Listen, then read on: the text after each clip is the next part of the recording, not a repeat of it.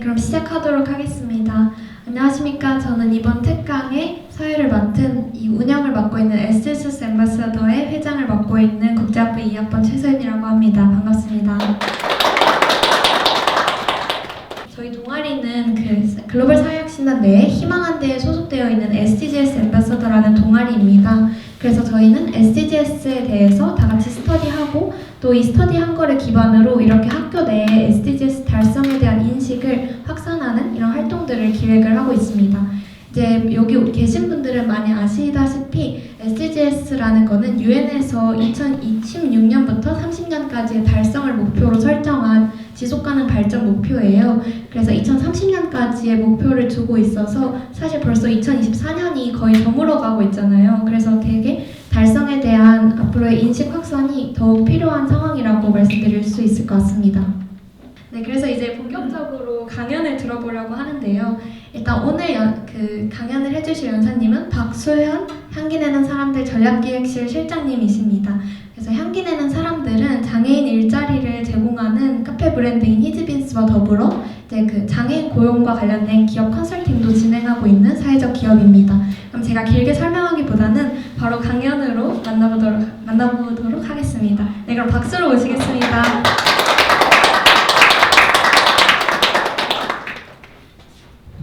네, 반갑습니다. 인사 다시 드리겠습니다. 저는 향기내는 사람들의 전략기획실의 실장을 맡고 있는 박수현이라고 합니다. 반갑습니다.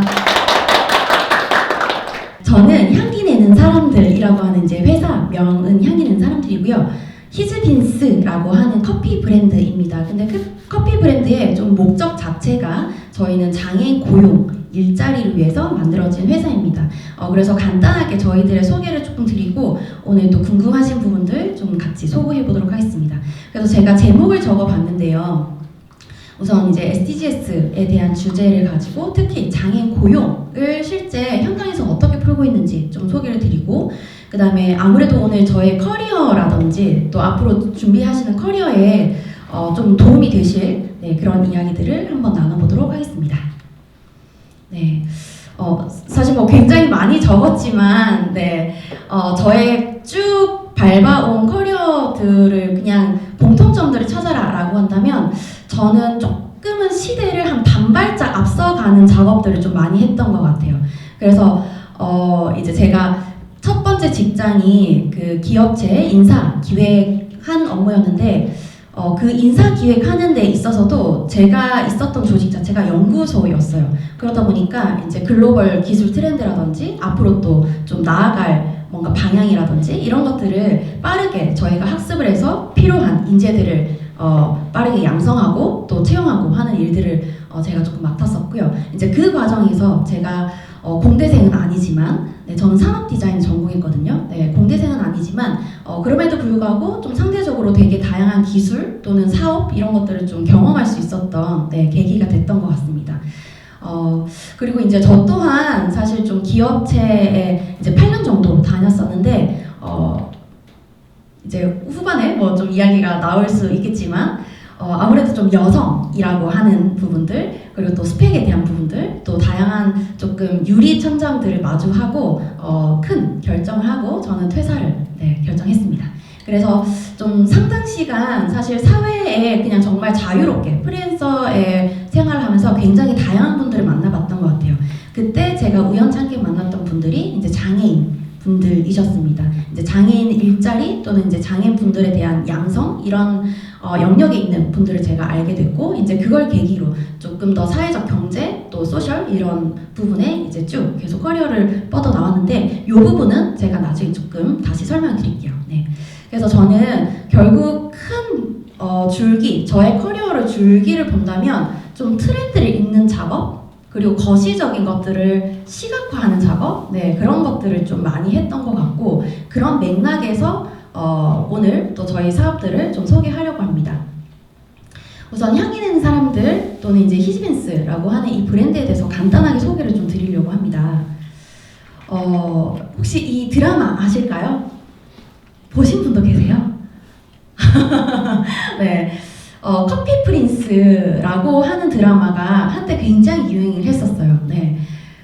이 당시 저 때가 이제 2009년이었을 텐데, 네, 2009년, 7년, 9년 이때 전 국민의 장래 희망이 굉장히 그 특징이 하나 있었습니다. 모두의 장래 희망 1등이 뭐였을까요?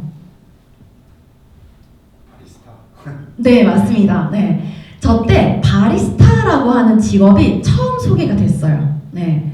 지금까지는 그냥 카페 하면 그냥 이제 동네 카페 정도 생각했는데, 생각보다 저렇게 프로페셔널한 직업이 있었구나 라고 하는 걸 이제 저 때 굉장히 많은 사람들이 인지했었고, 마찬가지로 사실 누구나 꿈꿀 때 장애인분들이라고 해서 꿈을 꾸지 말라라는 건 없겠죠. 네, 그때 장애 비장애와 상관없이 장애인분들도 꿈을 꿨습니다. 뭘 꿨을까요? 나도 바리스타 되고 싶다라고 하는 꿈을 꾸신 거예요. 네, 그것들이 계기가 되어서 포항에 마찬가지로 여기서도 사실 동아리에서 시작했던 브랜드입니다. 한동대학교 학생들이 가만히 보니까 학교 주변에 정신장애인 복지관이 있는데 거기 계신 분들을 이제 이렇게 봉사활동도 하고 조금 이렇게 교류를 하다 보니까 그분들의 꿈이 바리스타라는 걸 알게 되신 거예요. 네. 그리고 우리가 뭔가 크게는 기여할 수 없지만 그래도 저분들을 좀 꿈을 우리가 창업으로서 도울 수 있지 않을까라고 시작했던 게 이제 사내 카페. 네. 그래서 사실상 어떻게 보면 바리스타라고 하는 직업도 처음이지만 사내 카페에, 특히 이제 카페에 장애인분들이 일한다라고 하는 걸 어떻게 보면 처음 테스트를 해본 거죠. 네. 지금은 사실 상당수 부분이 장애인 바리스타 분들이 굉장히 많으시죠. 네. 하지만 또 제일 처음 그 첫 번째 개척지에는 또 누군가의 굉장한 결단과 또 시선 어린 그런 도전들이 있었다라는 거고요. 이때가 저희가 이제 2009년이었습니다. 네, 한동대학교의 한켠에, 여기도 보니까 이제 한켠에 그 발달장애인 선생님들을 위한 카페가 있는 것처럼 한동대학교에도 여기는 정신장애인 선생님들, 정신장애라고 하면 조현병 또는 극도의 우울증, 조울증, 네, 이렇게 감정이 내 마음과 같지 않고 약물을 복용해야만 하는 이제 장애가 있으신 분들을 대상으로 바리스타를 훈련시켜서 이렇게 카페를 처음 오픈하게 됐습니다. 네, 이걸 계기로 해서 저희가 이제 한 15년 정도 지났거든요. 네, 며칠 전까지 있었는데 이게 아쉽게 11월 30일자로 이제 폐업을 했습니다. 네, 저희가 그래도 히즈빈스의 이제 상징적인 시그니처 매장이었고요. 성수점, 네, 바로 옆에 뚝섬 옆에 있었고요. 네, 그 다음에 혹시 기회가 되시면 여기도 방문해 보시면 좋을 것 같아요. 명동역에 명동성당 바로 맞은편에 보면 정몽구 재단 건물이 있거든요. 네, 거기 1층에도 히즈빈스 카페가 있습니다. 네. 네, 여기에도 마찬가지로 바리스타 선생님 전원, 네, 정신장애인 선생님들이시고요. 그 다음에 사실 여기도 히즈빈스가 숨어 있습니다. 네, 잠실 롯데타워 15층에 보면 히즈빈스 카페가 있는데 대신에 여기는 로드샵은 아니고요. 사내 카페입니다. 그래서 롯데 임직원분들만 이제 출입하실 수 있는 사내 카페에 마찬가지로 발달장애인 선생님, 정신장애인 선생님들께서 바리스타로 일을 하고 계시고요. 네. 그리고 저희가 국내뿐만 아니라 해외에도 있습니다. 네, 필리핀에 코이카 사업을 통해서 저희가 필리핀에도 마찬가지로 이런 모델이 좀 국내외 상관없이 많이 퍼지면 좋겠다라고 해서 이렇게 매장을 테스트했고 안정적이게 네, 필리핀 매장을 1호점 오픈했고 네, 실제 이제 그 현지에 이제 살고 계신 네, 장애인 선생님들이시고요. 그 다음에 이 성공 모델을 가지고 현재 2호점을 준비하고 있습니다. 네, 굉장히 많죠. 저희가 매장이 한 몇 개 정도 있을까요? 듣보잡인데? 매장이 몇 개 정도 있을까요? 네. 저희가 한 38개 매장이 전국, 그 다음에 이제 필리핀까지 있고요. 저희가 올해 처음으로 모든 전 매장에 바리스타 선생님들이 한 자리에 모였던 네, 그 행사 모습입니다. 네, 뭐 별 차이가 없죠. 네.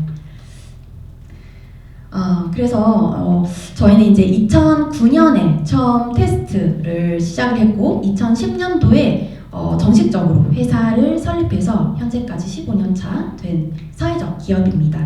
38개 매장이 있고 거의 한 170여 명 정도의 바리스타 선생님들과 함께 일을 하고 있습니다.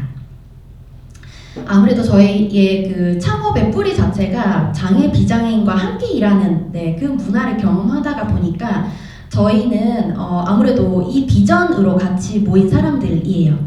모든 장애인, 비장애인이 상관없이 행복하게 같은 공간에서 같은 일터에서 일하는 세상을 만들자. 그리고 그런 것들이 우리뿐만 아니라 좀 더 다양한 곳에 많이 퍼졌으면 좋겠다라고 하는 이제 꿈을 품은 사람들이 모인 곳이고요.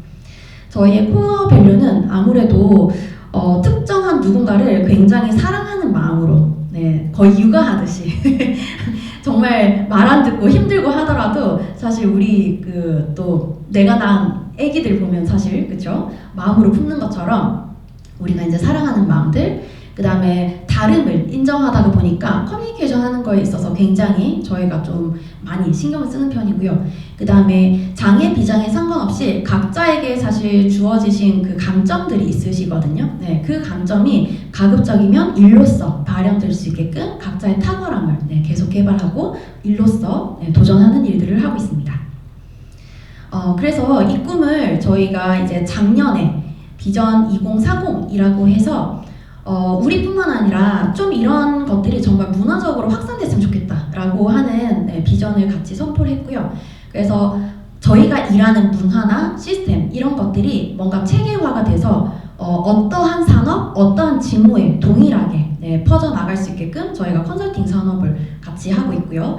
그 다음에 100개의 직무, 7,000명의 전문가를 양성해서 장애인 전문가 또는 장애인 일자리들이 더 많아질 수 있는 생태계를 만드는데 저희가 힘쓰고 있습니다.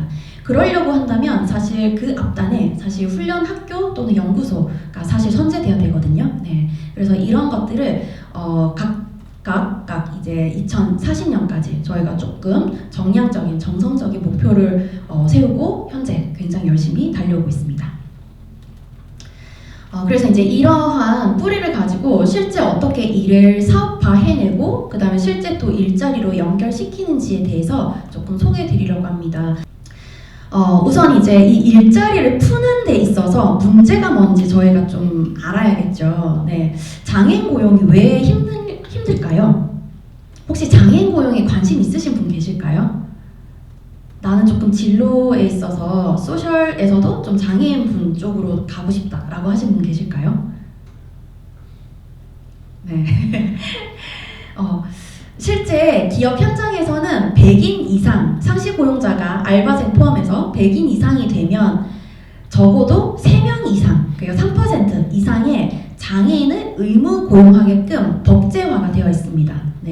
하지만 사실 현장에서는 쉽지가 않아요. 저 또한 인사팀에서 일을 했지만 생각보다 굉장히 많은 이유로 쉽지가 않습니다. 그 이유들을 조금 이렇게 뜯어보면 일단은 장애인 분들한테 적합한 직무를 잘 몰라요.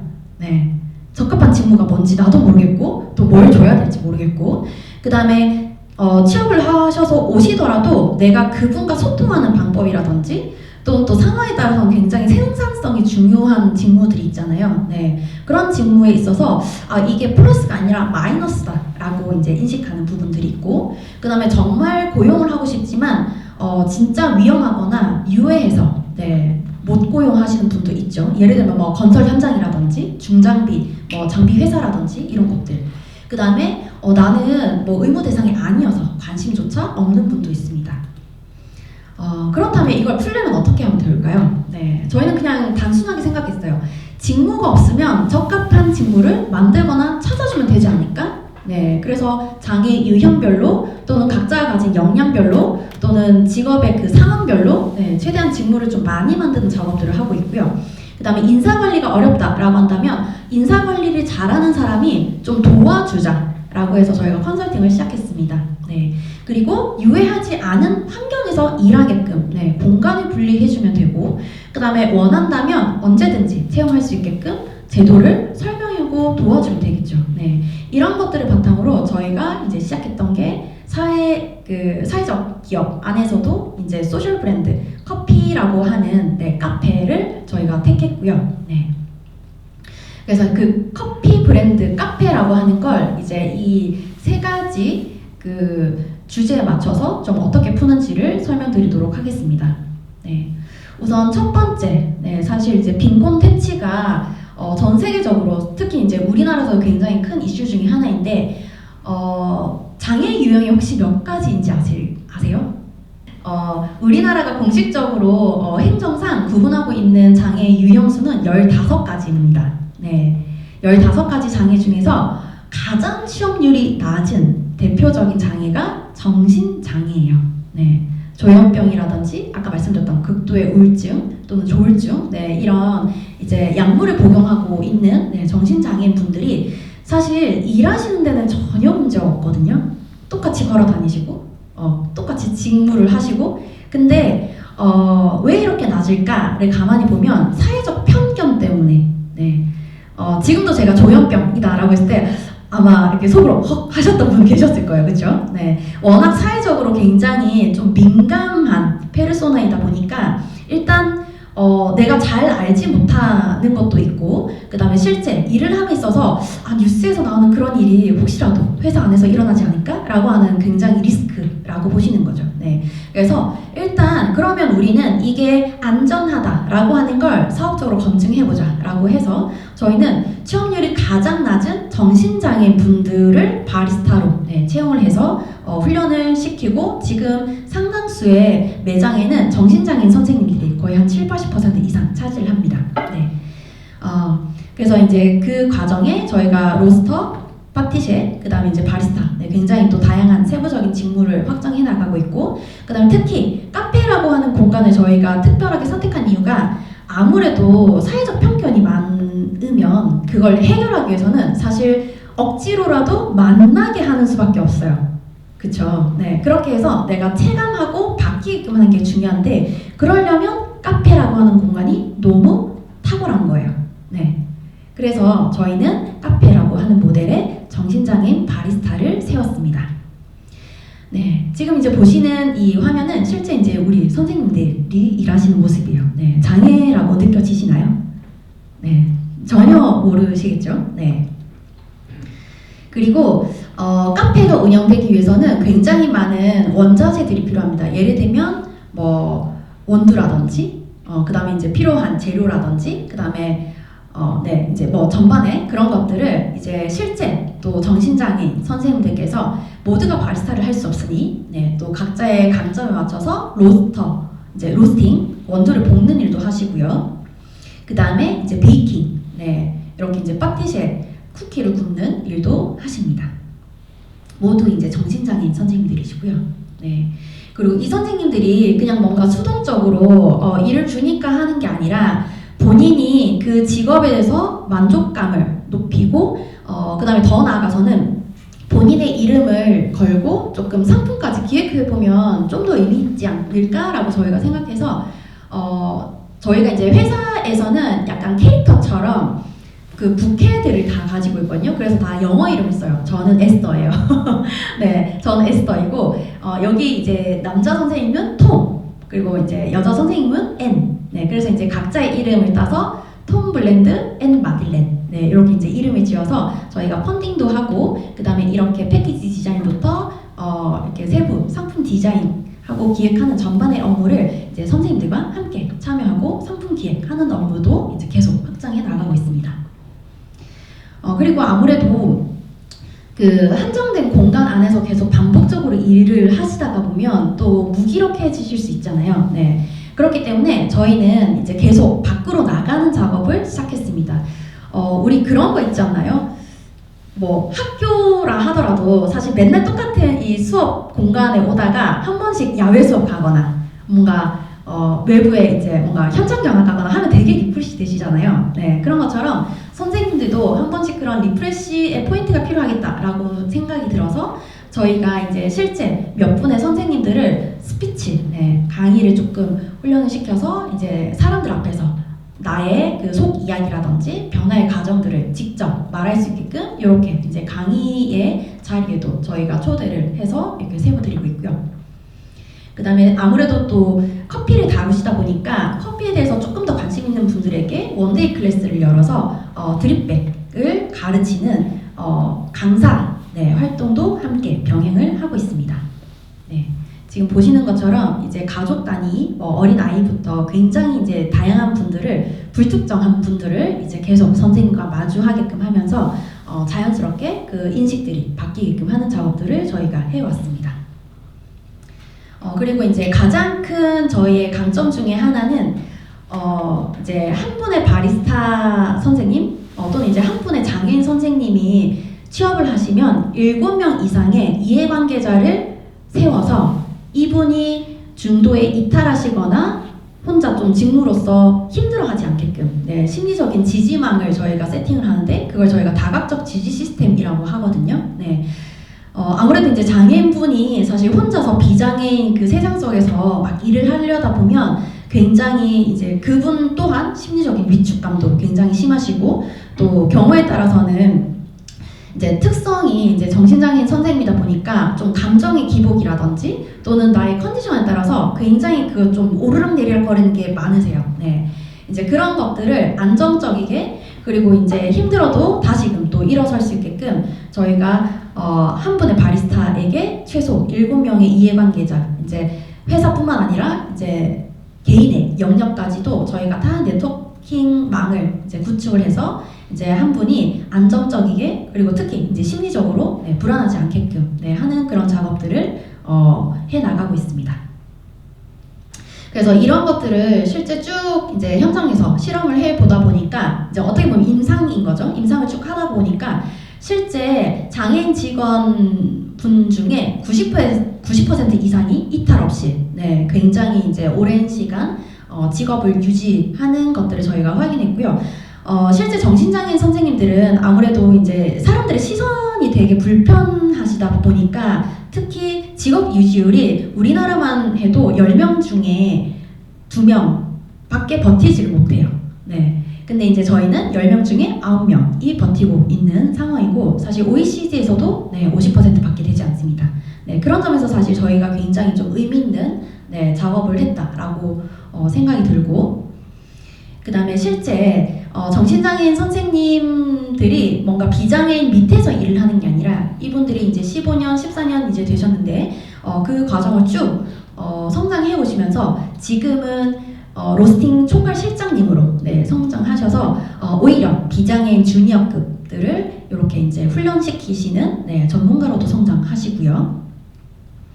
그 다음에 이런 것들이 국내뿐만 아니라 좀 전 세계적으로 굉장히 좀 이슈가 됐었습니다. 그래서 이제 사회적 기업인데 어떻게 이렇게 매출이라든지 안정적으로 운영을 해올 수 있었는지에 대해서도 지금 연구가 진행되고 있고 그 다음에 정신건강의학 관점에서 또 사회복지 관점에서 그리고 조직문화 관점에서 굉장히 이제 다양한 관점에서 히즈빈스의 문화에 대해서 관찰하시고 또 실제 연구들이 진행되고 있습니다. 여기까지가 이제 저희가 좀 고용을 위해서 노력했던 부분이고요. 두 번째는 실제 이게 이제 저희뿐만 아니라 이제 시너지를 내는 경제 성장에 관한 부분입니다. 저희가 좀 특징적인 것 중에 하나가 로드샵이 아니라 사내 카페를 굉장히 상당수 보유하고 있어요. 그리고 저희 소속이 아니라 그 고객사의 소속이 되게끔 저희가 이제 그 인사 제도들을 설계를 한 것들도 좀 특징적인 것들이고 그 다음에 가장 큰 이제 효과 중에 하나는 사실 장애인 분들을 고용하지 않으면 기업은 벌금을 내거든요. 근데 그게 이제 벌금이 아니라 정말 유의미하게 이제 다시금 일자리로 이제 환원되겠다라고 하는 그런 부분입니다. 한번 소개를 드릴게요. 일단 저희는 사내 카페를 이제 세팅을 하게 되면 2개 회사가 같이 카페를 만듭니다. 보통은 바리스타 선생님들이 이제 히즈빈스 소속이고 매니저도 히즈빈스 소속이고 그럴 텐데 저희는 히즈빈스라고 하는 이제 카페가 하나 생기면 바리스타는 그 고객사 소속으로 뽑고 그 다음에 저희는 그 고객사의 매니저님을 자문 형태로 파견을 보내는 식으로 운영을 하고 있습니다. 이거의 가장 큰 장점은 바리스타 선생님도 대기업에 취업을 할 수 있다는 거예요. 그래서 아까 보셨던 그 롯데 같은 경우에는 롯데 케미칼 소속이시고 그 다음에 저희가 나중에 이제 뒤에 그 매장들을 보시면 상당수 굉장히 사실 손꼽히는 대기업들에 굉장히 많이 들어가 있는데 사실 장애인 선생님들이 그 대기업에 그냥 들어가려면 굉장히 허들이 높잖아요. 네, 이제 저희는 그런 좀 중간에 가교 역할을 적극적으로 해내고 있습니다. 그래서 바리스타 선생님들은 이제 그 고객사 소속으로 취업을 시키고 저희는 이제 매니저님이 요 전반의 것들을 함께 도와드리는 형태고 사내 카페가 좋은 점은 내가 기존 직무 안에 막 억지로 끼어 들어가서 그 일을 배우는 게 아니라 사실 그 업무는 그대로 있고 그냥 카페가 하나 갑자기 뿅 생기는 거예요. 네. 그러다 보니까 사실 기존 임직원들이 부담이 적겠죠. 네. 그리고 아까 말씀드렸던 장애 비장애 자연스럽게 카페라고 하는 공간에서 커피라고 하는 도구를 가지고 이렇게 교류를 하게 되면서 이제 포용적인 문화들이 생겨나고 그 다음에 없던 카페가 생기니까 임직원분들 입장에서는 또 복지가 강화되는 효과. 네. 그다음 또 경우에 따라서는 이제 외부인들에게 또 돈을 받는 그런 기업 같은 경우에는 이제 추가 매출도 발생할 수 있고요. 네. 그러면 이제 히즈비스는 왜 남 좋은 일을 이렇게 시키는가라고 생각할 수 있지만 저희는 앞서 말씀드린 것처럼 이런 사례들이 많아질수록 사실 컨설팅이라고 하는 노하우가 굉장히 풍부해지겠죠. 네. 그리고 원두를 납품하고 또 필요한 베이커리라든지 이제 또 필요한 자원들을 연결하는 데 있어서 저희는 일자리를 만들어내는 걸 담당하고 있습니다. 그래서 저희가 또 하나 전략 중에 하나가 벌금 구조 안에서 카페를 만들게끔 하자라고 하는 게 큰 비즈니스 전략 중에 하나이거든요. 네. 어차피 내야 하는 2억, 3억의 벌금 안에서 카페를 만들다 보니까 벌금이 아니라 그냥 투자라고 생각하시는 거예요. 네. 그리고 옛날 같으면 벌금도 내고 카페도 만들고 이게 뭔가 이중적인 돈이 들었다면 이제 기업 입장에서는 그냥 벌금 안에서 이 모든 것들이 해결되니까 굉장히 메리트가 있으시겠죠? 네, 이제 그런 것들이 저희가 이제 비즈니스 모델에서 조금 더 다른 것들과 차별화를 두고 있는 부분입니다. 그래서 지금 이제 총 38개 매장이 있는데 혹시 아시는 회사들 있으실까요? 네, 하이닉스. 네, 하이닉스 저희 들어가 있고요. 네, SL, 웹젠, 루닛. 혹시 투자를 좋아하시고, 네, 혹시 주식을 좋아하신다면 루닛. 네, 랩리서치, 도쿄 일렉트론, 네, 코리아, 요런들. 네, 그다음에 롯데, 네, 특히 이제 롯데 계열사에서 굉장히 많이 저희와 지금 협업을 하고 있습니다. 저희가 가만히 보니까 이 모델이 적합한 시장이 있더라고요. 예를 들면 IT라든지 의료라든지 금융이라든지 반도체 이런 것들의 특징이 뭘까요? 이런 데에서는 사실 장애인을 너무 고용하고 싶은데 정말 불가피해서 못하는 경우가 꽤 많으세요. 네, 휴먼 에러가 굉장히 민감한 곳이에요. 네, 그러다 보니까 이게 도저히 우리 직무 안에선 들어올 수가 없을 것 같고 조금 그냥 딱 뭔가 옵션처럼 붙으면 좋겠는데 그게 딱 사내 카페 정도의 사이즈였던 거죠. 네, 그래서 저희가 조금 더 IT나 의료나 금융, 반도체처럼 이렇게 휴먼 에러가 굉장히 민감한 산업군을 조금 더 중점적으로 매장을 제안드리고 있고요. 그 다음에 특히 이게 왜 이렇게 갑자기 많아졌을까? 라고 했을 때 ESG 공시화도 굉장히 큰 몫을 했습니다. 아마 이제 관심들이 많으실 텐데 2026년에 이제 국내뿐만 아니라 전 세계적으로 ESG 이제 공시화하라라고 이제 선언이 되었죠. 네. 근데 이게 이제 실무적으로 쭉 보면 26년 이제 3월 정도에 내가 우리 회사 성적표를 ESG 성적표를 내려면 그 전년도에 활동이 있어야 돼요. 그쵸? 네. 그럼 이제 2025년에 활동을 하셔야 되고 그 다음에 내가 2025년에 활동을 하려면 2024년 지금 하반기에 최소한 못해도 내가 어떤 상태인지 뭘 해야 되는지에 대한 전략이 나와야 되는 거예요. 네. 그러다 보니까 저희가 재작년부터 해서 올해까지 굉장히 폭발적으로 성장할 수 있었던 부분도 사실 이렇게 이제 법제화들이 굉장히 트렌드처럼 몰려왔다라는 것. 네. 그래서 어떻게 보면 이제 앞으로 뭔가 내다볼 때 이제 그 시장이 뜰 거래라기보다는 거꾸로 떴을 때 그 지금처럼 이렇게 역설계를 조금 해보시면 내가 뭘 준비해야 되고 내가 어떤 데 가면 조금 이런 것들을 탁 마중물처럼 받으실지 좀 도움이 되실 것 같아서 한번 준비해봤습니다. 실제 이제 롯데케미칼 그 잠실 롯데타워 15층에 저희가 이렇게 딱 들어가고 나니까 요게 서울이거든요. 롯데케미칼 서울 이제 본사가 요 잠실 롯데에 있는데 대전에 계신 분들이 이제 보고 간 거예요. 출장 와서. 그리고 나서 자연스럽게 서울이 아니라 대전입니다.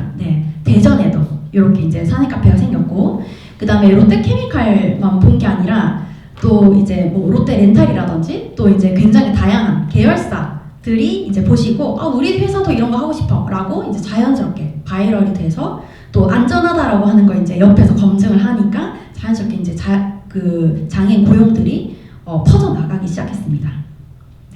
그래서 이제 롯데건설 같은 경우에도 공사장이 하나 생기면 최소 못해도 한 2년에서 3년 정도씩 공사장이 한번 딱 세팅이 되잖아요. 그 공사장이 이제 그 공사 기간 동안 저희가 옆에 컨테이너형 카페를 이렇게 함께 운영을 하고 있습니다. 그래서 롯데건설은 공사장이 생길 때마다 옆에 카페도 같이 이렇게 따라다니는 모델로 해가지고 장애인 고용을 같이 도와드리고 있고요.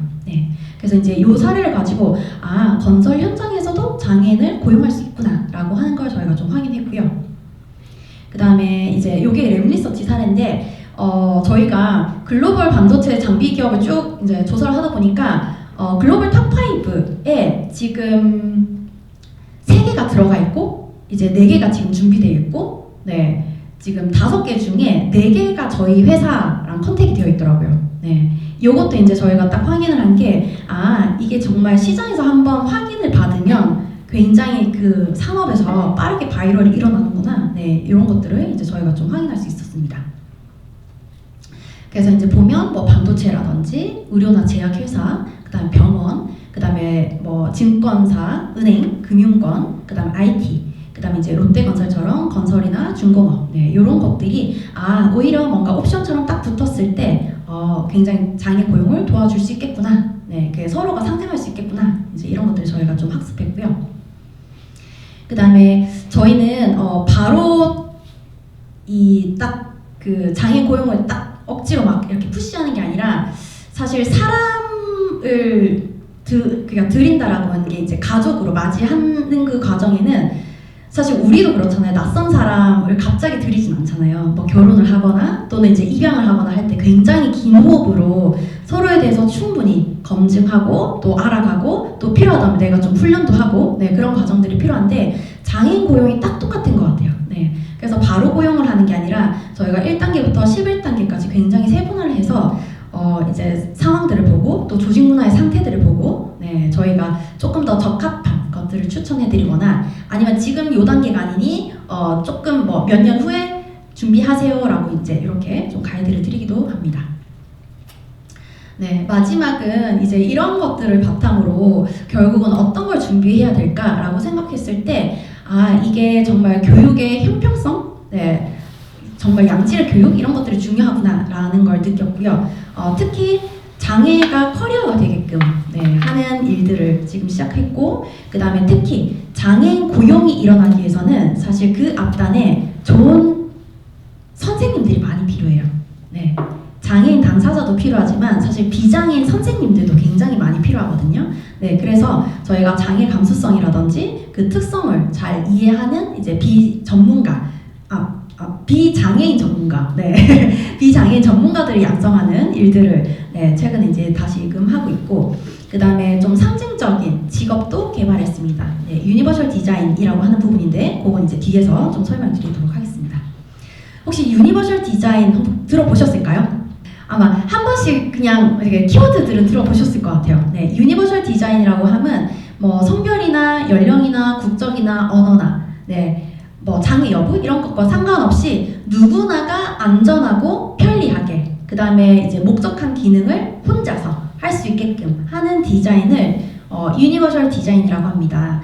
대표적인 게 문고리가 옛날에는 혹시 기억나시나요? 저렇게 왼쪽처럼 이렇게 동그랗게 생겼는데 어느 순간 다 오른쪽처럼 바뀌었을 거예요.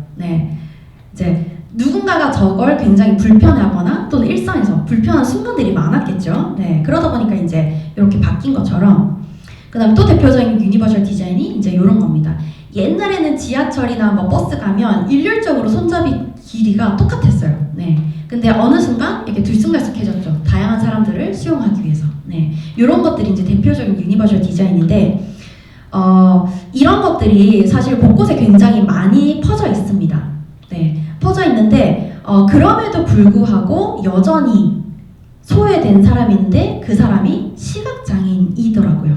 예를 들어서 저희 그 성수점 같은 경우에는 유니버셜 디자인 건물이에요. 그래서 계단도 없고 엘리베이터도 1층에서 2층까지 밖에 없는데 엘리베이터도 다 있고 화장실도 굉장히 크고 굉장히 편의시설이 잘 돼 있음에도 불구하고 그 건물의 입구를 찾지 못하는 거예요. 시각장애인 분들이. 네. 그래서 이제 저희가 여기에서 좀 인사이트를 얻어서 유니버셜 디자인이 지금까지는 너무 휠체어 장애인에만 머물러 있었구나 라는 걸 이제 발견했고 그 작업을 조금은 이제 뛰어넘어서 뭔가 이제 두 번째 버전업이 필요하겠다라고 생각을 했습니다. 그래서 저희가 이제 바라보는 부분은 물리적 접근성이 아니라 정보 접근성, 네, 그 다음에 이제 서비스 경험 차원의 소외가 없게 하는 디자인이 필요하겠다라고 생각이 들었고 이제 그걸 시각장애인 당사자분들이 실제 페르소나이자 또 전문가로서 성장할 수 있게끔 저희가 이렇게 컨설턴트로 3분 양성했습니다. 그래서 대표적인 게 이런 거예요.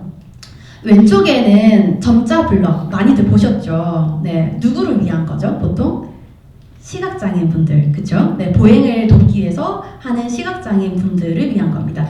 저런 이제 특정한 사람들 또는 특정한 장애인 분들을 위해서 만든 디자인은 베리어 프리 디자인이라고 하거든요. 네. 근데 오른쪽은 조금 차이점이 보이실까요? 똑같은 점자 블럭인데 조금 다르죠. 가운데 이 야광 스티커가 붙어 있어요. 혹시 어디일까요? 제가 실제 그 지역에 가서 굉장히 인상 깊어서 찍었던 사진입니다. 어딜까요? 네.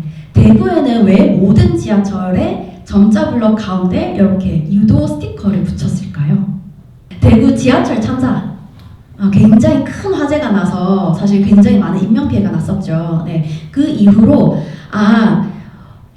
누군가에게는 평소의 길이었겠지만 또 굉장히 위급한 상황에는 이게 또 대피로가 될 수 있겠다라고 하는 이제 아이디어를 얻으셔서 지금 보시면 사실 스티커가 아니라 이제 계단에는 아예 떨어지지 말라고 돌에다가 아예 박아놨어요. 스티커들. 네. 굉장히 이제 두 번 다시 겪지 않겠다라고 하는 이제 정말 각고의 이제 이런 노력들을 느껴지죠. 네. 이런 것처럼 평소에는 시각장애인을 위한 길이었지만 정말 이제 특정한 상황에서는 또는 비상시에는 모두를 위해서 이렇게 이제 기능하게끔 하는 것. 이게 이제 대표적인 유니버셜 디자인화가 된 거죠. 네, 모두를 위해서 바뀐 거니까. 네, 이제 이런 것처럼 저희가 생각하는 유니버셜은 막 어렵고 막 화려하고 막 특별해야 되고 이게 아니라 정말 일상에 이미 깔려져 있는 이 기능에서 뭘 조금 더 더하면 더 많은 사람들이 조금 더 편리하게 동일하게 쓸 수 있을까를 고민하기 시작했습니다. 네, 그리고 저희 명함도 조금은 특별한데요. 이제 기존의 명함은 그냥 네모 명함이었어요. 네. 근데 저희가 유니버셜 디자인 컨설턴트 분, 시각장애인 분들이시거든요. 이 당사자분들이 명함을 주고받는데 앞뒤 구분을 못 하시고 상하 좌우 구분을 못 하시는 거예요. 네. 근데 나는 이제 전문가로서 출장을 가서 이제 미팅을 하는데 막 거꾸로 지면 민망하기도 하고 사실 전문가로서 가는데 거기서부터 사실 체면이 굉장히 구겨지잖아요. 네. 그래서 저희는 이제 그런 첫 인상부터가 굉장히 중요하겠다라고 생각을 해서 그 부분을 저희가 한쪽 모서리에 라운드를 줬습니다. 네. 그래서 이제 선생님들께서 그냥 손의 촉감으로 딱 만지고 이게 이름 있는 거니까 내가 이렇게 주면 정확하게 받겠지? 라고 이제 스스로 인식할 수 있게끔. 네. 이렇게 이제 디자인 작업을 했고 이 명함에는 아이러니하게도 점자가 없어요. 네, 그럼에도 불구하고 이 기능 그리고 이제 본연의 관계를 정확하게 기능할 수 있게끔 저희가 유니버셜 디자인화 시켰던 케이스입니다. 네, 이제 이런 것들을 계속 시각장애인 당사자분들께서 계속 일상에 있는 고민들 또는 일상에 있는 아이디어들을 이제 회사라고 하는 울타리 안에서 계속 개발하고 또 실현해 나가게끔 도와드리고 있고요. 지금 앞에서 그 강의해주고 계신 요 이제 여성분이 실제 전맹이세요. 네, 굉장히 어린 아기 때 이제 시력을 잃으셔서 앞이 전혀 보이지 않으시는 전맹이신데 굉장히 많은 사람들 앞에서 이렇게 또 전문가로서 강의를 하시고요. 그 다음에 기업들의 이제 제품이라든지 또 서비스라든지 공간이라든지 이런 것들을 직접 컨설팅 하시는 업무들을 하고 있습니다.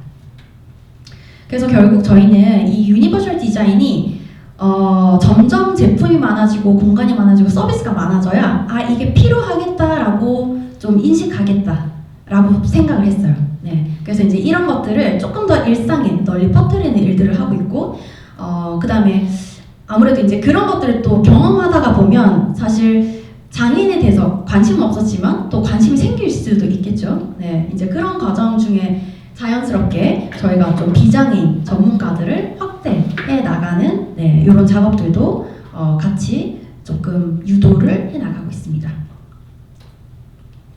그래서 다시 한번 말씀드리면 사실 장애인 고용이 풀리려면 이 그 앞단에 청년과 청소년일 때부터 학습이 굉장히 필요하고요. 그러려면 비장애인 선생님들이 많이 필요합니다. 네.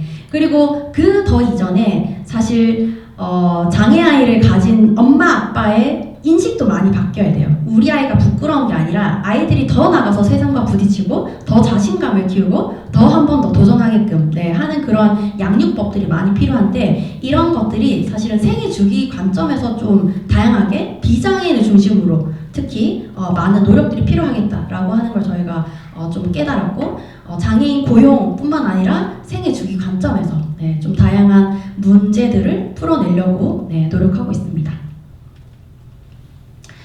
그래서 이제 대표적인 게 사실 히즈비스 매니저 분들은 단순히 커피 전문가이기도 하지만 또 동시에 이제 장애인 전문가로서 이제 어떻게 그분들을 잘 훈련해야 할지 또 심리적인 것들을 어떻게 더 섬세하게 다뤄드려야 할지 이런 것들을 같이 훈련하고 있고요. 그 다음에 필요하다면 이제 그 직무별로 인큐베이팅을 해서 좀 전문가들을 파견하는 일들도 함께 하고 있습니다. 그래서 기존에는 이제 바리스타라고 하는 직무에서 최근에는 이제 유니버셜 디자인, 이제 당사자성을 가진 사람이 전문가로 조금 더 주도적인 이런 이제 직업으로도 바뀌게 됐고 굉장히 좀 다양한 영역에서 저희가 임팩트들을 내고 있습니다.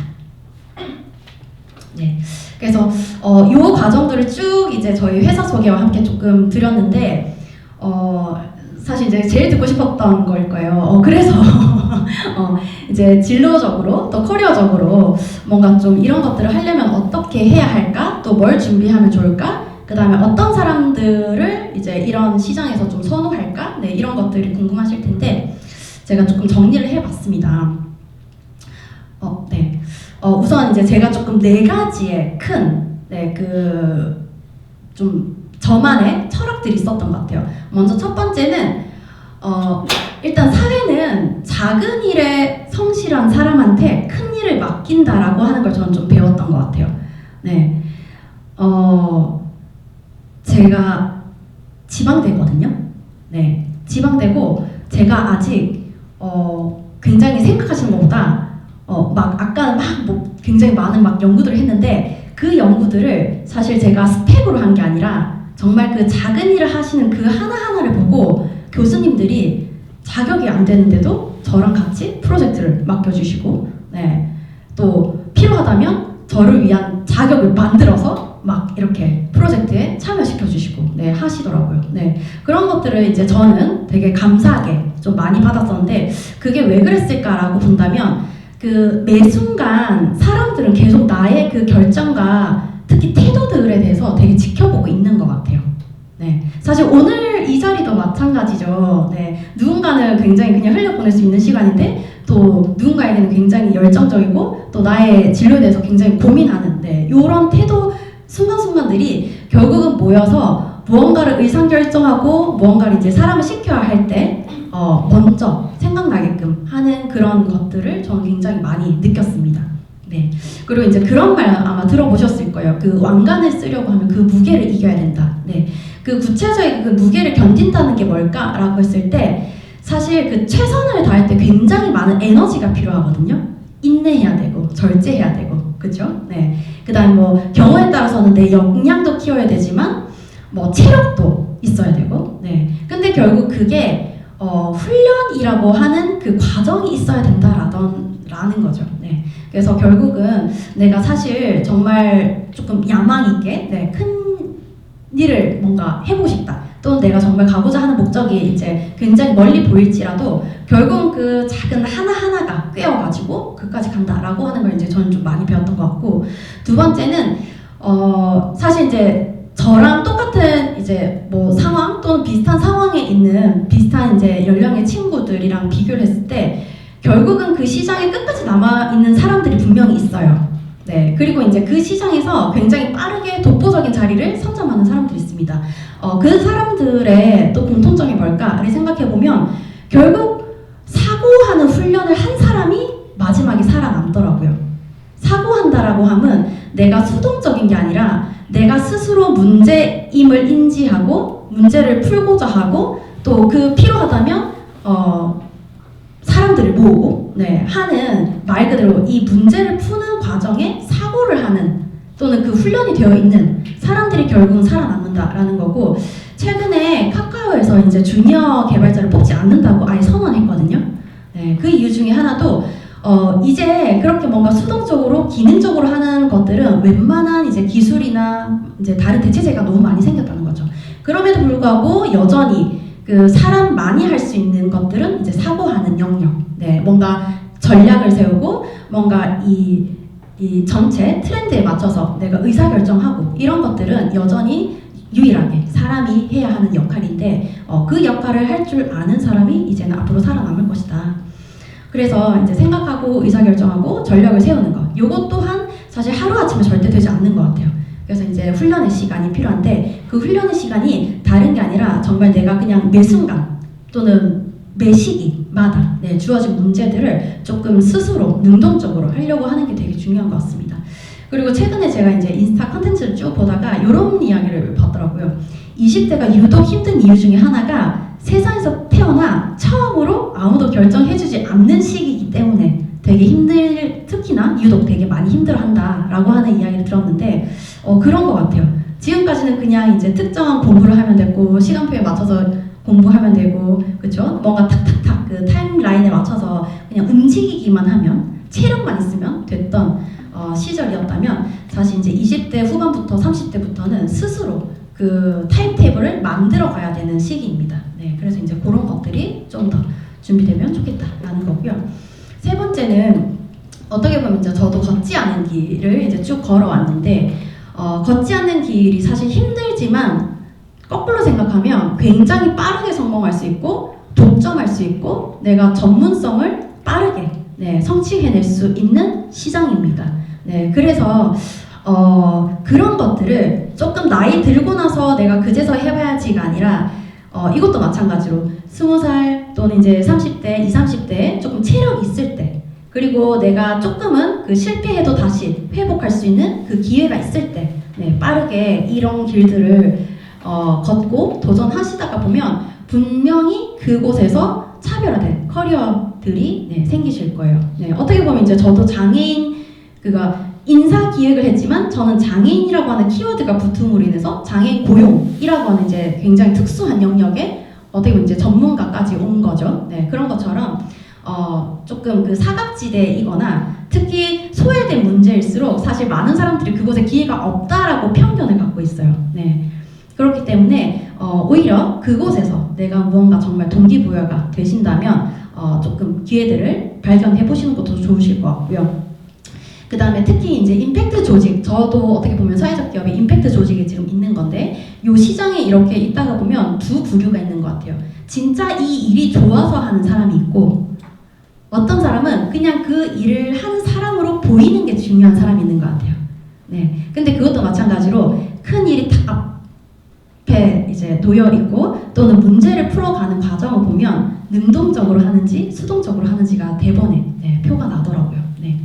그래서 이게 뭔가 좋다 나쁘다라기보다는 내가 임팩트 조직을 그냥 막연하게 가고 싶다라고 생각을 하신다면 구체적이게 내가 왜 가고 싶은지에 대한 좀 원동력을 인지하시고 스스로 알아차리시는 게 되게 중요하겠다라고 생각을 해봤습니다. 그리고 마지막은 사람의 일은 안 되는 게 없다라는 건데요. 사실 제가 입사를 LG전자 비정규직으로 했어요. 네, 비정규직이 정규직이 되고 사실 전략기획실에 기획하는 업무까지 가는 게 사실 기업에서는 절대 불가능한 일이거든요. 네, 근데 사실 이 과정에 저는 굉장히 작은 일, 정말 풀 붙이는 것부터 하나하나 굉장히 열심히 했고 그 다음에 그 매뉴얼 작업을 저는 모든 일어나는 제 일상에 일어나는 모든 그 업무의 것들을 전부 다 매뉴얼화를 시켰어요. 그래서 제 자리에는 그 파일, 파란 색깔 파일 있죠. A4 파일. 네, 그게 한 3개 정도가 항상 이렇게 꽂혀 있었거든요. 그거를 이제 부장님 지나가면서 이제 전무님 이렇게 보시고 이거 뭐냐고 궁금해 하시면서 보시고 그 다음에 또 제가 이제 또 산업 디자인 전공하다 보니까 밤새는 거 되게 잘하거든요. 그러다 보니까 뭔가 행사가 있고 이럴 때 이제 밤새는 걸 또 도맡아 했어요. 네, 그런 이제 작은 순간순간의 것들 또는 이제 저의 태도들을 보시고 굉장히 저를 좋게 보셔서 이제 정규직뿐만 아니라 사실 정규직이면 다시 리셋하고 정규직 1년 차부터 시작인데 저는 비정규직이었던 그 모든 시간들을 다 보상해 주셔서 그냥 정규직 이제 3년 차부터 바로 네, 이제 급여 협상을 해주시고 쭉 계속 이어서 커리어를 이어왔습니다.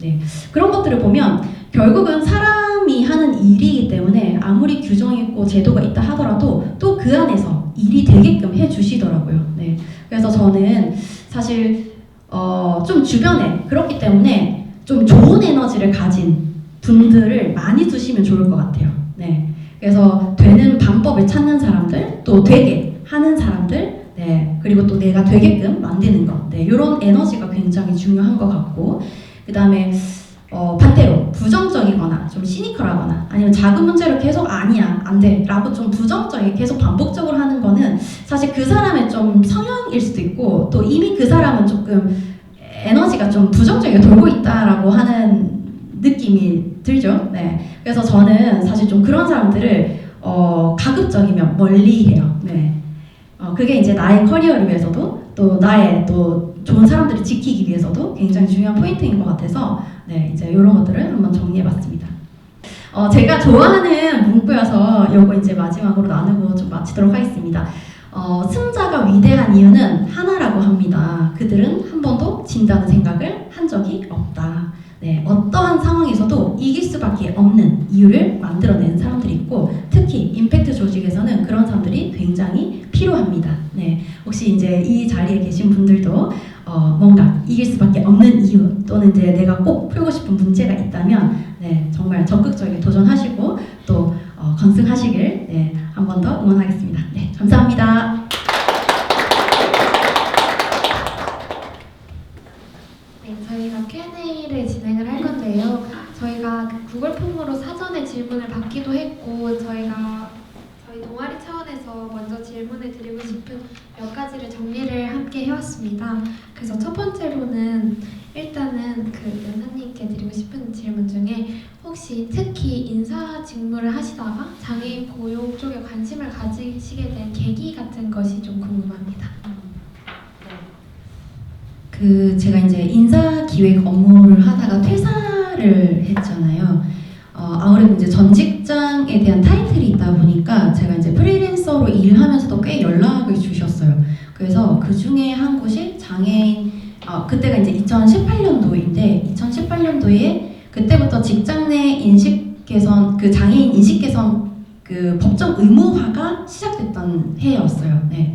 그래서 이제 공단에서는 굉장히 많은 장애인 강사님들을 양성해 놨고 이제 이분들을 기업으로 보내야 하는데 이분들이 이제 워낙 기업에 대한 이해도가 없으시고 또 경험이 없으시다 보니까 그 중간에 혹시 좀 그 어떻게 소통해야 되는지에 대해서 좀 알려줄 수 있냐라고 이제 저한테 강의가 들어온 거예요. 네, 그래서 어떻게 보면 뭔가 장애인 일자리라고 하는 그 첫 번째 계기가 됐던 거는 이제 그 강의, 네, 그때 이제 그 강의가 좀 계기가 됐었고, 이제 어떻게 보면 그때 저도 굉장히 다양한 분들의 그 당사자이자 또 가족이자 이제 이러신 분들을 처음 그때 그 자리에서 뵀던 것 같아요. 네. 그래서 이제 실제 그분들의 또 일로서 이제 접하시는 것들, 또 이제 왜 이 일을 선택하시게 됐는지 이제 이런 이야기들 쭉 듣다가 유독 그 시각장애인 분들이 제 강의를 되게 귀 기울여서 잘 들어주시는 거예요. 네. 그리고 나서 그게 또 계기가 돼서 시각장애인 복지관에 우리 같은 또 강사들이 있는데 그 강의를 또 한 번 해줄 수 있냐라고 해서 이제 그 전에는 그냥 이제 불특정 굉장히 다양한 장애인 분들을 대상으로 했다면 두 번째 강의에서부터는 시각 장애인 분들. 네, 그때부터는 굉장히 제가 좀 고민이 많았어요. 사실 처음에는 그냥 커뮤니케이션 교육 해주면 좋겠지라고 생각했는데 시각 장애인 교육을 하려다가 보니까 일단 이분들은 앞에 PPT를 못 보시잖아요. 네. 그러다 보니까 이 모든 시각 자료, 뭔가 내가 지금까지 그냥 자료로서 설명하던 것들을 어떻게 하면 말로 설명해야 되는지 또는 이걸 어떻게 하면 이해시켜야 되는지 이제 그런 고민들을 굉장히 많이 그때 하게 됐었고 그걸 계기로 해서 저는 이제 어떻게 보면 시각장애 전문가가 된 거예요. 네. 그래서 이제 그것들이 계기가 돼서 계속 이제 특히 시각장애인 선생님들의 일자리라든지 그분들이 또 살아온 과정의 교육 환경이라든지 네, 이런 것들을 좀 자연스럽게 알게 됐고 이게 이제 좀 개인적인 또 계기까지가 연결돼서 내가 저 사람들을 위해서 좀 도와주고 싶다. 네, 나는 그래도 조금 이렇게 공부를 짧게라도 했으니 이런 것들이 어떻게 보면 저 사람들한테 좀 도움이 되겠다라고 하는 게 좀 계기가 됐던 것 같습니다. 네. 좋은 말씀 감사합니다. 네. 그리고 두 번째로 저희가 구글 폼에서 질문을 받았을 때 ESG 직무 관련된 이야기도 되게 많았었어요. 그래서 저기 포스터에도 나와 있듯이 그 연사님께서 더 CSR의 전무위원으로 계시면서 이제 ESG 보고서를 집필하는 활동도 하고 계시다고 전에 들었는데 혹시 그 내용은 어떤 내용인지 좀 설명해 주실 수 있을까요? 네, 그 코로나 전후로 해서 ESG 보고서라고 하는 게 굉장히 기업에서 거의 유행처럼 폭발적으로 막 이렇게 성장했어요. 그 이유 중에 하나가 뭐냐면 이제 사실 ESG가 출발한 것도 굉장히 예측할 수 없는 그 환경을 어떻게든 예측해내고 조금이나마 간접적으로 그 기업을 평가하기 위해서 사실은 이제 탄생한 거잖아요. 그러다 보니까 코로나 때 제가 이제 이것도 마찬가지로 이제 백그라운드가 인사기획이고 또 기술이라든지 이제 전체 산업 트렌드를 이제 알던 그 연구소에 있던 그게 또 계기가 돼서 이제 ESG 보고서를 혹시 쓸 수 있냐. 그래서 이제 다 코로나 때 다 재택 그때 막 한창 일자리들이 많았는데 감사하게 그때 저가 이제 좀 그런 게 또 계기가 돼서 이제 프리랜서로 이제 처음에 시작을 했었고 생각보다 또 제가 이제 글을 쓰는 재주가 있더라고요. 네, 그렇게 해서 이제 컨설팅을 같이 참여하면서 이제 기업에게 필요한 컨설팅들도 알려드리고 또 그걸 이제 보고서로 집필해서 이제 최종 그 평가받는 과정까지 도와드리는 일을 했습니다. 그 보고서 집필하는 일은 기업에 굉장히 많은 정보들이 있거든요. 특히 그 ESG 보고서 한 권이 나오려면 1년에 있는 대외비 자료부터 굉장히 그냥 뭐 이런 것까지도 봐야 되나 할 정도의 굉장히 많은 엑셀 자료, 이렇게 정말 방대한 자료를 컨설팅 펌으로 주세요. 네, 그러면 그거를 ESG 그 지표에 맞춰서 내가 적절한 근거인지 또는 이 활동이 이제 지표로서 그 유효 가치가 있는지 이런 것들을 이제 1차적으로 선별해내고 그걸 최대한 좀 보기 좋게 또 알기 쉽게 이제 그렇게 좀 정제된 언어로 해석하고 이제 책으로서 담는 그런 일을 했었습니다. 그래서 이제 그런 업무들을 제가 조금 도맡아서 했었고 제가 한 2년 동안 한 2년 3년 동안 보고서를 한 10권 썼어요. 10개 기업에 대해서 보고를 썼었고 또 감사하게 이게 이제 상도 받았습니다.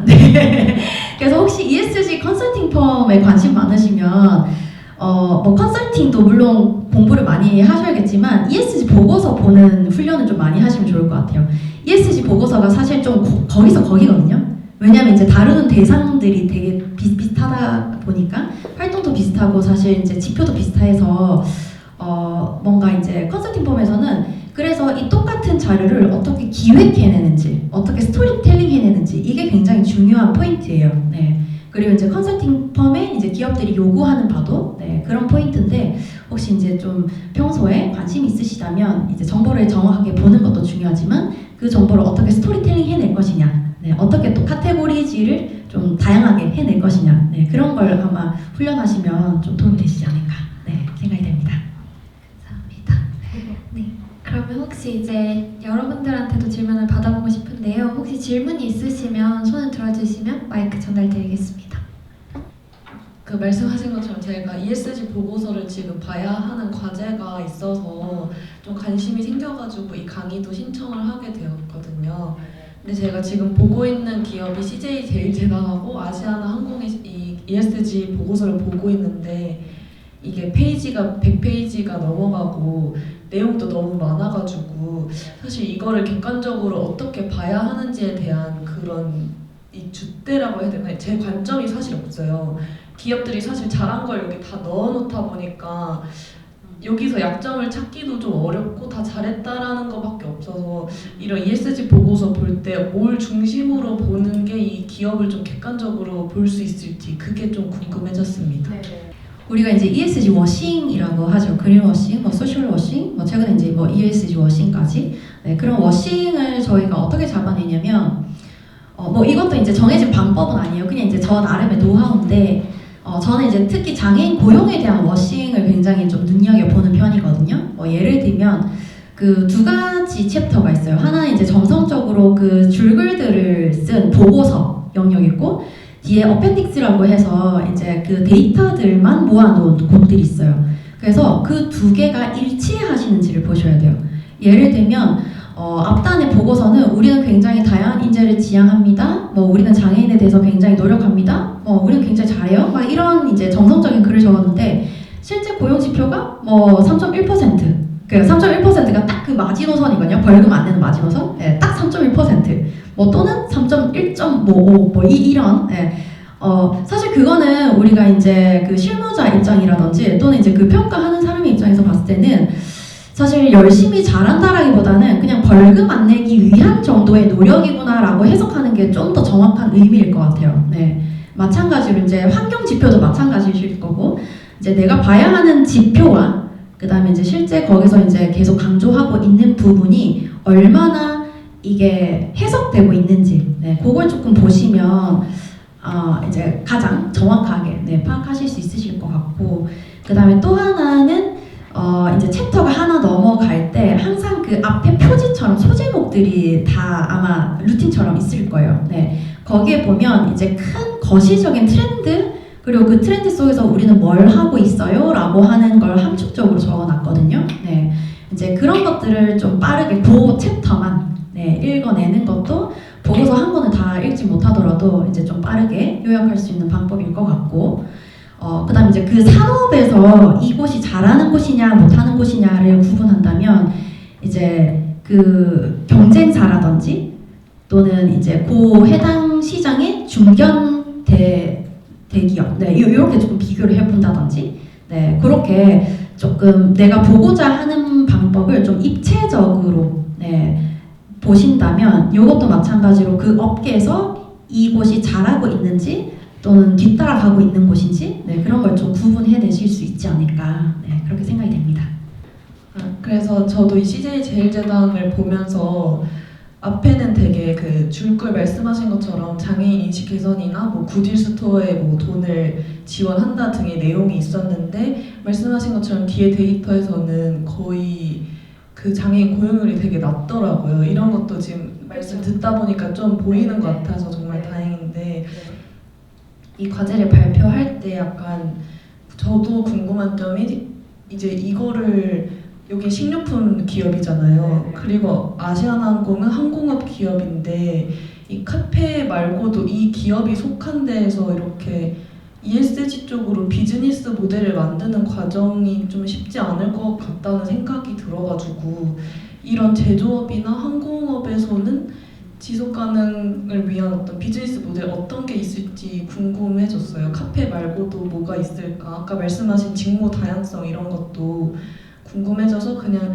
과제할 때 조금 더 생각을 넓히기 위해서 이런 제조업이나 항공업에는 어떤 식으로 좀 장애인분들을 고용하고 지속시킬 수 있는지에 대한 수익 모델에 대한 생각이 조금 궁금해서 질문 드립니다.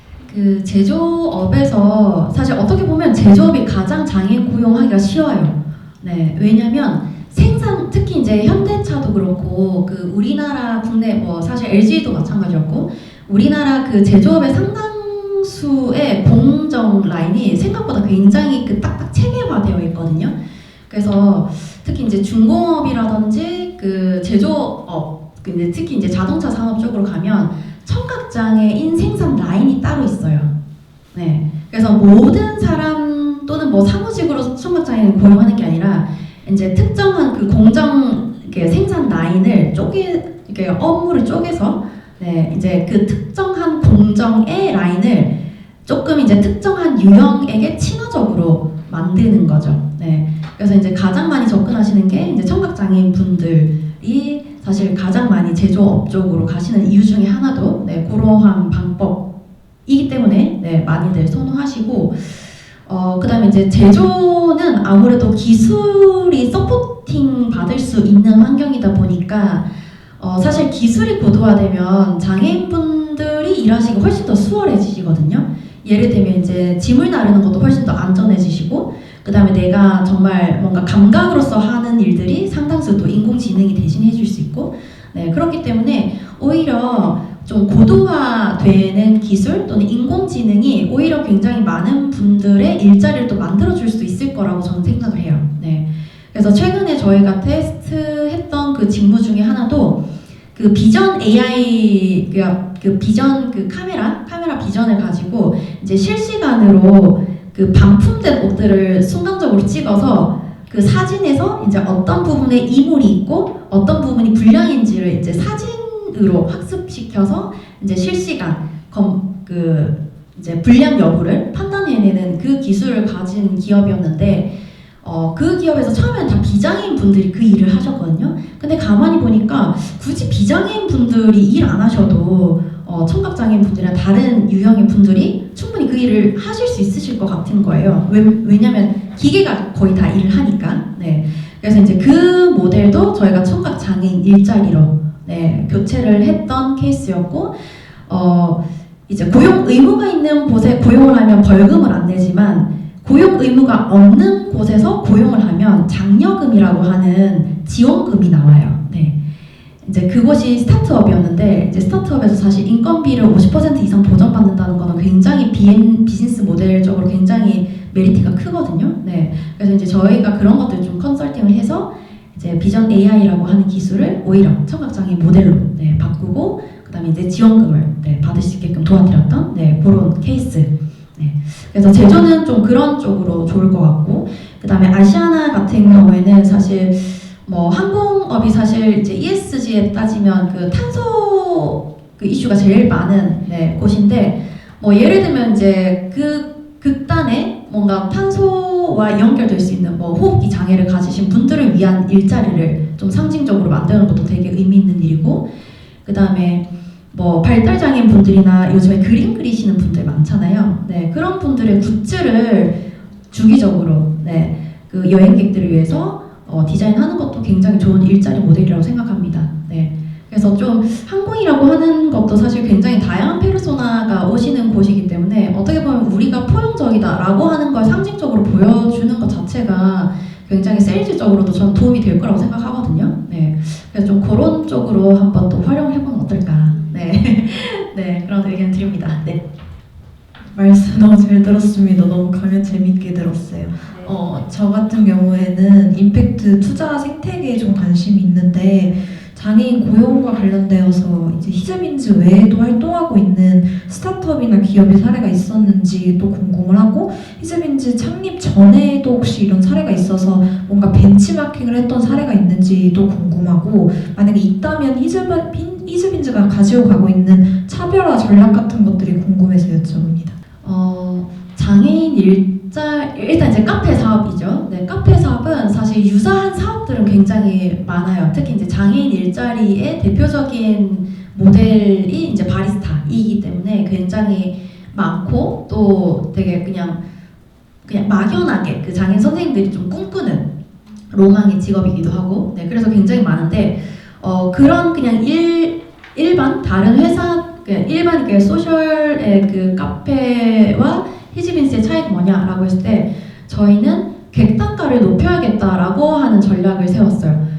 그 무슨 이야기냐면 보통 복지관 1층에 보면 다 카페들이 있거든요. 근데 그거는 다 4,000원, 5,000원짜리 그냥 일반 엔드 유저가 B2C예요.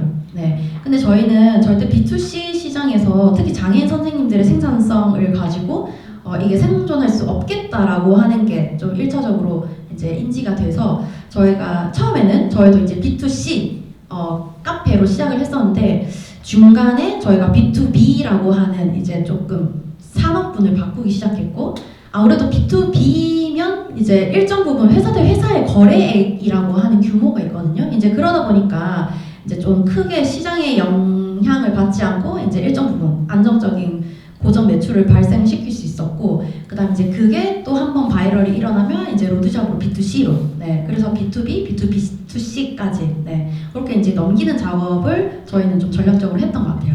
그래서 이제 가장 큰 전략이라고 하면 이제 그 B2B 시장으로 넘어왔다라는 거 네 이제 그런 거 좀 말씀드리고 싶고 저희가 벤치마킹 했던 곳은 사실 제가 창업 멤버가 아니어서 그 당시 뭐 정확하게 알지 못했지만 저희는 뭔가 산업을 벤치마킹 했다기보다는 정신장애인 선생님에 대해서 공부를 되게 많이 한 걸로 알고 있어요. 네.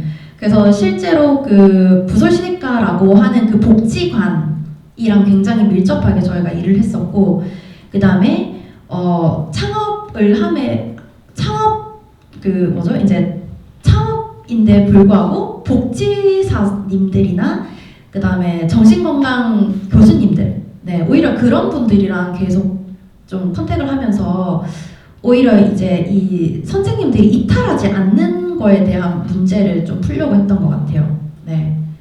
첫 번째는 혹시 리스크 관리를 어떻게 하시는지 궁금합니다. 저희 같은 경우에도 저희 동네에 시청 1층에 이제 복지관에서 하는 카페가 있었는데 거기서 이제 이물질 사고가 단 한 번 발생하면서 시청하고 계약이 해지가 되고 이런 사례들이 있었거든요. 그래서 그런 것들 리스크 관리를 어떻게 하시는지 개인적으로 궁금했고요. 그 다음에 요즘 이제 저가 카페가 많이 생기면서 뭐 이제 아메리카노 1,000원 이렇게 출혈 경쟁들을 많이 하고 있는데 이제 객단가를 높게 가져가시면서 이제 뭐랄까 차별화할 수 있는 포인트가 무엇인지 그것도 궁금합니다. 우선 리스크 관리는 앞에 그 제가 설명드렸던 다각적 지지 시스템 네 그게 이제 저희의 가장 큰 리스크 관리 그 방안 중에 하나이고요. 이제 그 이해관계자라고 하면 1차적으로 매니저 선생님, 그 다음 매니저 선생님이 케어하지 못하면 이제 저희가 슈퍼바이저, 그 다음에 슈퍼바이저 윗단에 또 본사 스텝, 네 최소 이제 3중 좀 제도를 둬서 계속 필요한 특히 이제 저희는 정신장애인 선생님이기 때문에 그 감정에 따라서 생산성이 왔다 갔다 하는 경우가 되게 많거든요. 네 그래서 이제 그런 것들이나 또는 뭐 경우에 따라서 이제 위생 같은 경우, 네 이제 위생 교육 같은 것들도 사실 매니저 선생님이 옆에서 막 조금 막 깨끗하게 하세요라고 하면 그 약간 잔소리처럼 들게요. 약간 엄마 같은 느낌인 것 같아요, 그렇죠? 엄마가 뭐라고 하면 잔소리처럼 들리는데 선생님이 뭐라고 하면 말씀 잘 듣는 것처럼, 네 저희도 약간 그런 구조인 것 같아요. 그래서 1차적으로 매니저님, 그다음 매니저님 선에서 안 되면 슈퍼바이저, 그다음에 이제 본사 스텝까지, 네 이렇게 이제 일단 말씀 주신 그런 직무에 있어서는 저희가 3중 체계로 좀 리스크 관리나 또 이제 역량에 대해서 이제 챌린지를 하는 네, 그런 부분이 있고, 그 다음에 뭔가 사고라고 하면 사실 저희 안에서 가장 큰 사고라고 하면 이 선생님의 잘못이라기보다는 그냥 약간 그 장애 유형이 좀 특성인 것 같아요. 그 이제 특히 이제 발달 장애인 분들 같은 경우에는 좀 성에 대해서 되게 무딘 경우가 많으시거든요. 성. 그래서 뭐 예를 들면 이제 스킨십의 범위라든지 뭐 그냥 좋아서 이렇게 막 이렇게 터치했는데 또 누군가는 굉장히 좀 불편해할 수 있잖아요. 네. 이제 그러한 좀 표현에 있어서 방법의 차이가 있고 좀 민감도가 다르다 보니까 이제 그런 이슈는 있었어요. 네. 근데 이제 그 또한 저희가 이제 복지사님이라든지 그다음에 그다음 이제 현장에 계셨던 매니저님들이라든지 이런 이제 좀 제3자의 관점에서 그게 정말 불편할 수 있었던 상황인지 또는 선생님이 정말 고의였는지 이제 실수였는지 이제 이런 것들 좀 명확하게 네, 이제 판단하고 또 저희가 또 공식적으로 사과도 드리고 네, 하는 네, 그런 좀 체계. 그래서 결국은 이것들이 다 그 다각적 지지 시스템 안에 다 들어와 있는 네, 문제인 것 같아요. 네. 그리고 두 번째 저가 커피 출혈 경쟁. 네, 차별화 포인트가 뭐냐라고 하셨을 때 그 아까 B2B 산업이라고 말씀드렸었는데 그 B2B에 저희가 그 매출 구조가 일단 사는 카페이다가 보니까 정말 우리 카페 아니면 사실 다른 데 갈 곳이 없어요. 그렇겠죠. 회사 안에 카페가 있으니까. 네, 그러다 보니까 일단 고정 매출이 1차적으로 발생하고 그 다음에 이제 이 매출뿐만 아니라 이 그 카페 운영하는 데 있어서 필요한 재료를 이제 저희가 납품하다 보니까 이제 2차 재료비에 대한 마진 네, 그런 것들을 저희가 또 직접 남길 수가 있고 그 다음에 저희가 이제 좀 부가적으로 그 의무 고용을 하셔야 되는데 벌금을 안 내게끔 저희가 돕고 있는 거잖아요. 그래서 그 벌금 내는 만큼의 규모 안에서 저희가 컨설팅 피를 받아요. 네. 그래서 이제 그런 부분이 좀 다른 그냥 일반 카페들과 네, 다른 매출 구조이다라고 좀 말씀드리고 싶습니다. 네. 사실 대부분의 기업이 저는 ESG를 어떤 포장지로 쓰고 있다고 저는 좀 생각을 하고 있습니다. 그러니까 이 지속 가능이 어떤 기업의 목표라기보다는 그냥 돈을 벌고 이제 뭐 남은 걸로 그냥 기업의 이미지 메이킹을 하자 이런 기업들이 상당히 많은 걸로 알고 있는데 근데 또 이렇게 목적 자체가 어떻게 보면 사회적 문제를 해결하는 기업이 있어서 너무 신기한 것 같고요. 근데 좀 그 지속 가능성이라고 할까요? 그러니까 수익을 내기가 사실 어떻게 보면 조금 힘든 그런 사업들이 이런 어떤 소셜 벤처인데 이게 소셜 벤처로서 뭔가 살아남을 수 있는 새로운 뭔가 캐시플로우나 아니면 일반적으로 좀 그 폭발적으로 성장하는 스타트업들이 있잖아요. 그런데 이런 소셜 벤처도 뭔가 이렇게 뭔가 폭발적으로 성장할 수 있는 어떤 그런 사례나 아니면 노하우가 있을지가 좀 궁금합니다. 말씀 주신 것처럼 사실 그러니까 CSR이 점점 ESG 그나마 이제 좀 많이 체질이 바뀌었고 그 다음에 이제 ESG도 사실 뭐 내가 마음이 우러나서 한다기보다는 되게 조금 이제 남들 일도 하니까 네, 어쩔 수 없이 이제 체면상 하시는 경우가 사실 많죠. 네, 저도 굉장히 이제 느끼는 바이고 또 실제 현장이 정말 그러한 상황이고 네, 그럼에도 불구하고 소셜 미션을 가지고 가는 곳에서 어떻게 수익성까지 갖고 갈 것이냐라고 했을 때 이걸 좀 바라보는 잣대가 일단 그 회사 차원에서 좀 잣대가 달라야 할 것 같아요. 네, 어떤 의미냐면 우리는 소셜 이 정도 했으니까 팔아줘야 되는 거 아니야? 라고 하는 기업이 분명히 있거든요. 네, 이제 생태계에서 보면 이제 임팩트 조직들이 우리가 이 정도 했으니까 좀 팔아줘. 또는 이 정도 했으니까 조금 실수해도 돼. 퀄리티가 좀 떨어져도 돼. 라고 하는 좀 자체적인 필터를 하시는 것 같아요. 네, 근데 이제 저희는 전제 조건이 투자받지 않는다. 그 다음에 장애인 고용을 한다라는 걸 그 어디에도 사실 카페는 내세우지 않거든요. 네, 특히 이제 로드샵에는 저희가 아까 보셨던 그 명동점 같은 경우에는 최근에 이제 안스타라고 커피 그 굉장히 유명한 유튜버가 계신데 그 고객들을 대상으로 저희가 그 한번 테스트를 해본 적이 있어요. 네, 근데 그분들이 단 한 명도 장애인인 줄 모르시더라고요. 네, 이제 그런 것처럼 저희가 오히려 이게 정말 장애인이기 때문에 뭔가 되게 마음이 우러나서 물론 해주시는 구매도 있겠지만 그것과 상관없이 그냥 그 업으로서 살아남을 수 있는 좀 체력을 길러야 된다라고 하는 게 좀 다른 회사와 저희의 가장 큰 차이인 것 같고 네, 그런 면에서 일단 이제 기준 잣대가 조금 똑같아야 되지 않을까라고 생각을 합니다. 네, 그리고 그 저희가 이제 계속 조금 주의하는 것 중에 하나가 이제 양날개의 균형에 대해서도 저희는 계속 생각을 해요. 수익성도 중요하지만 또 그만큼 저희는 또 임팩트를 내야 되기 때문에 이게 사실은 계속 균형을 유지하는 게 쉽지는 않거든요. 네. 그렇기 때문에 또 수익성 막 치고 가다 보면 선생님들이 되게 힘들어서 막 가기도 하고 퇴사하기도 하고 그다음 또 이걸 막 챙기다가 보면 또 매출이 막 떨어지고 하는 이제 이러한 불균형들이 생기는데 이제 그런 것들을 어떻게 보면 이제 중간에서 계속 체킹하고 또 이제 제가 신사업을 맡고 있지만 지금 이제 카페 사업이 우리의 그냥 큰 매출이긴 하지만 그게 전부다라고는 절대 생각하진 않아요. 네. 저희는 이제 얼마든지 지금 카페 시장이 너무 출혈이 너무 심하고 그다음에 또 유사한 모델이 지금 너무 빠르게 또 치고 오고 있고 네, 그렇기 때문에 저희는 언제든지 다시금 빠르게 준비가 필요하고 다시금 또 두 번째 모델이 필요하다라고 하는 이제 그런 필요성들을 굉장히 느끼고 있기 때문에 저희는 좀 되게 그 정글에서 민감한 조직인 것 같아요. 네. 그래서 만약에 이제 생태계에서 살아남는 법을 뭔가 있냐라고 했을 때는 뭐 당연히 정글이니까 네, 살아남는 예민성, 네, 그다음에 이제 어떻게 살아남아야 하는지에 대한 탁월성, 네, 이런 것들에 대해서 좀 더 더 생각해야 되지 않을까? 네, 그런 생각을 좀 해봤습니다. 저희가 사실 동아리 차원에서 계신 사무실에 찾아뵙고 이제 인터뷰도 진행을 했었습니다. 근데 그때는 너무 감사하게도 말씀해주셨던 유니버설 컨설팅을 하고 계신 실제 시각장애인 컨설턴트님들 세 분도 함께 모셔서 인터뷰를 할 수가 있었어요. 그래서 정말 의미 있고 전문적인 이야기를 또 많이 들을 수가 있었는데요. 근데 이제 그 이야기를 들으면서 또 지금 방금 말씀해주신 것처럼 지금 현재 히즈빈스가 카페 사업뿐만이 아니라 이제 신사업으로도 나아가는 고민을 하고 계시다 했는데 그런 부분에서 이제 유니버설 컨설팅과 관련된 이야기가 또 나올 수 있을 것 같아요.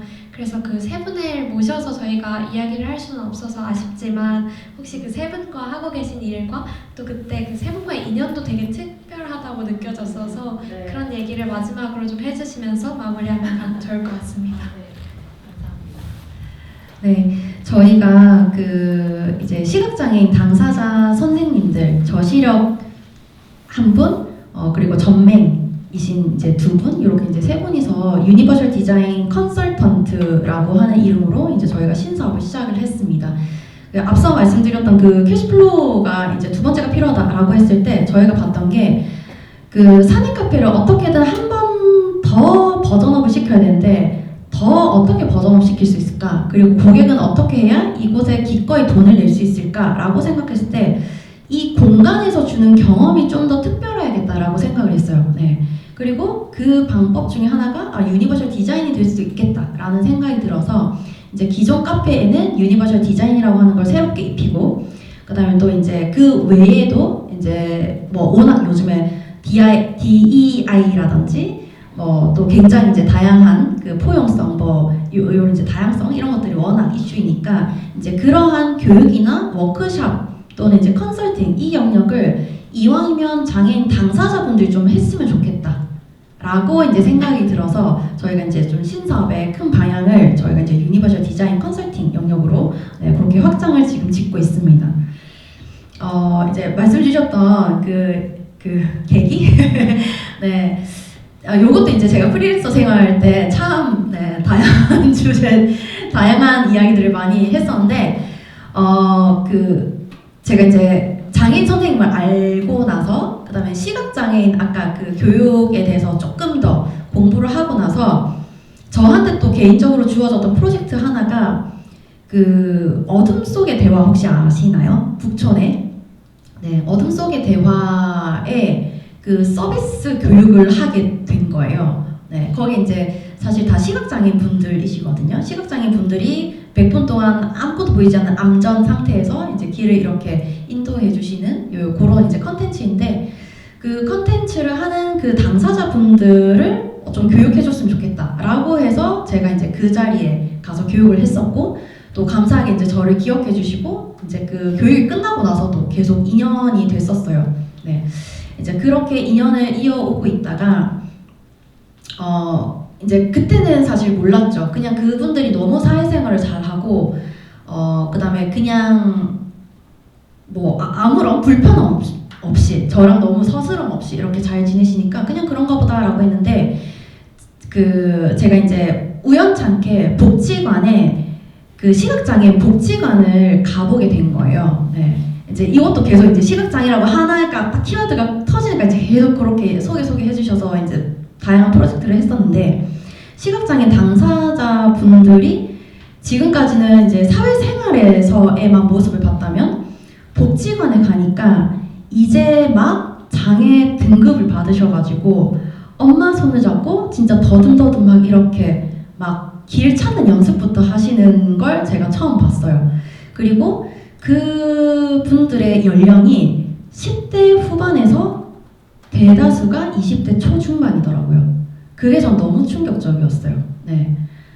그리고 이제 제가 아무래도 저 또한 커리어를 굉장히 어렵게 이렇게 막 계속 키워왔던 그 사람으로서 사실 그 시기가 너무 중요하다라는 걸 알잖아요. 근데 그 시기에 나의 모든 것들이 다 리셋되고 다시 걸음마부터 배우는 그 과정이 저한테 너무 충격적이었고, 동시에 이제 제가 경험했던 그 장애인 선생님들이 저 과정을 거쳐서 여기까지 왔겠구나라고 하는 걸 이제 새삼스럽게 저는 느꼈던 거죠. 네. 그래서 이제 그때 그게 계기가 돼서 내가 이게 진짜 그냥 교육으로 끝나는 게 아니라 어떻게 하면 저 사람들의 일자리를 좀 더 도울 수 있을까? 그 다음에 이제 또 이제 복지관에 갔다가 와서 후에 좀 이제 공부를 하다가 보니까 평균적으로 장애인증을 받는 데까지 10년이 걸린대요. 그 말은 뭐냐면 시각장애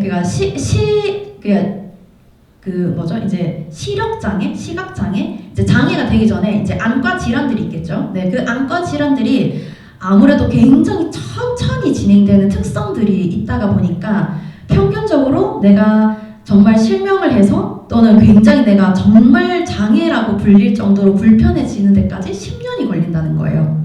네. 근데 우리나라에는 장애인증이 없으면 복지관에 못 가거든요.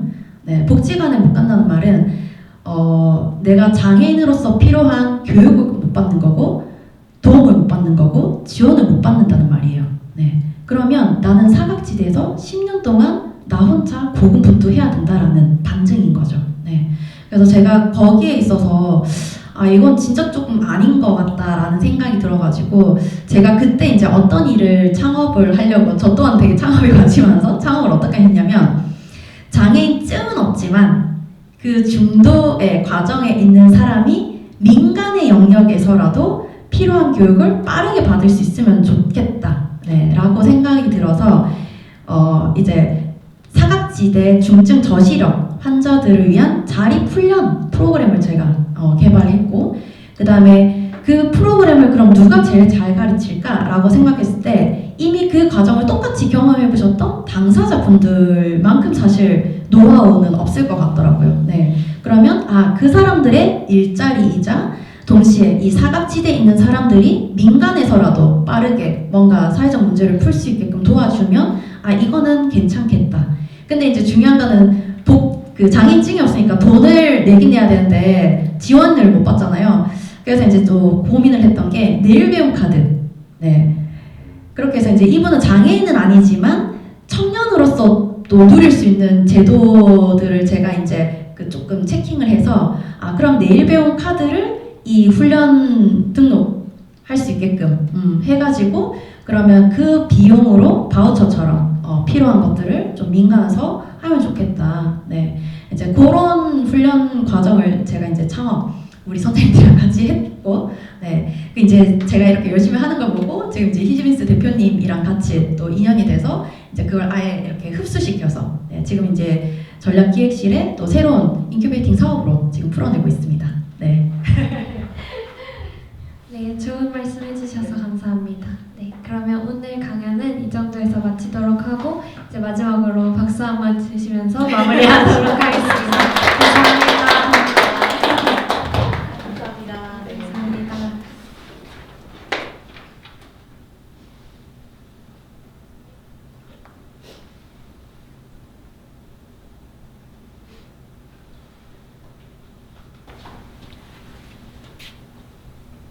네, 이제 찍을게요. 하나, 둘, 셋. 하나, 둘, 셋. 네, 한번 다른 포즈로 한번. 네.